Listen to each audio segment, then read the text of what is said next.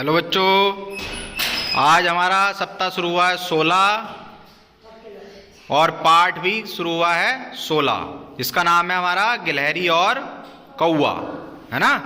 एक कहानी है छोटी सी, ये हमने पढ़ी थी। क्या कहानी थी? कहानी ये थी कि एक नीम का पेड़ था, उस पर एक कौवा और गिलहरी रहते थे, है ना। तो एक दिन कौवे ने गिलहरी से कहा कि चलो आओ खेती करते हैं। तो गिलहरी मान गई। तो गिलहरी ने फिर कहा उससे कि चलो खेत को जोतते हैं, है ना।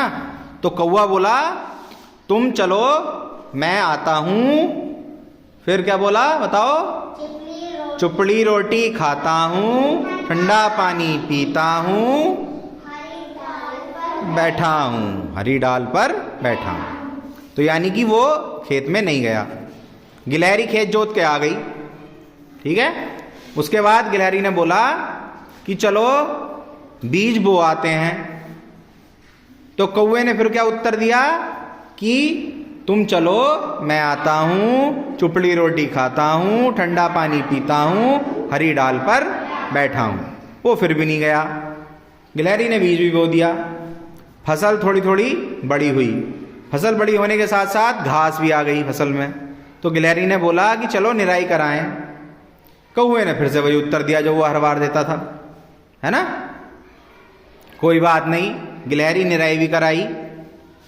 उसके बाद आया टाइम फसल कटने का, है ना। तो जब फसल कटने का टाइम आया तो कौवा पहुंच गया खेत में एकदम उड़ के बांटने के लिए कि भाई आधी आधी करूंगा मैं तो गिलहरी ने कहा चलो भाई कोई बात ना, आधी आधी करेगा। तो गिलहरी ने क्या करा कि अपनी आधा अनाज लिया और अपने घर को ले गई। अब कौवा इतना आलसी था कि उसने अब अपना अनाज नहीं उठाया, खेत में ही पड़ा रहने दिया। अब हुआ क्या कि अगले दिन को इतनी जोर की बारिश हुई कि उसका सारा अनाज बह गया और कौवा डाल पर बैठा कांव कांव करता रह गया।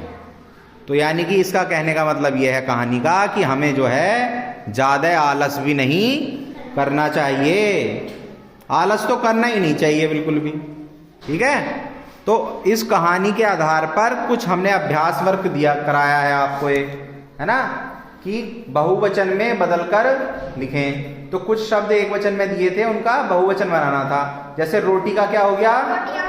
रोटियां। डाल का डालें, फसल का फसलें, गिलहरी का कौवा का, पौधा का पौधे, है ना। इस तरीके से हमने क्या कर दिया कि बहुवचन बना दिया शब्दों का।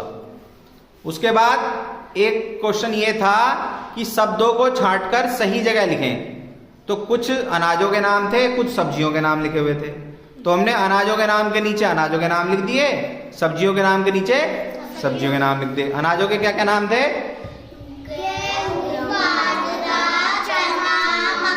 हाँ, और सब्जियों के क्या नाम थे? करेला। हाँ। फिर हमारा तीसरा प्रश्न ये था कि शब्दों से वाक्य बनाकर लिखो। शब्द दिए हुए थे खेत, तो खेत से हमने क्या वाक्य बना दिया? पढ़ो।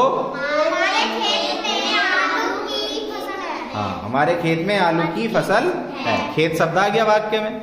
अगला शब्द था घास, उससे क्या वाक्य बनाया?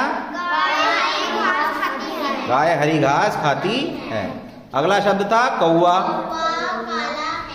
कौवा काला होता है, ठीक है। तो इस तरीके से जो शब्द दिए हुए होते हैं उसको वाक्य में परिवर्तित कर देते हैं, ठीक है बच्चों। कहानी समझ में आई? हाँ, ठीक है।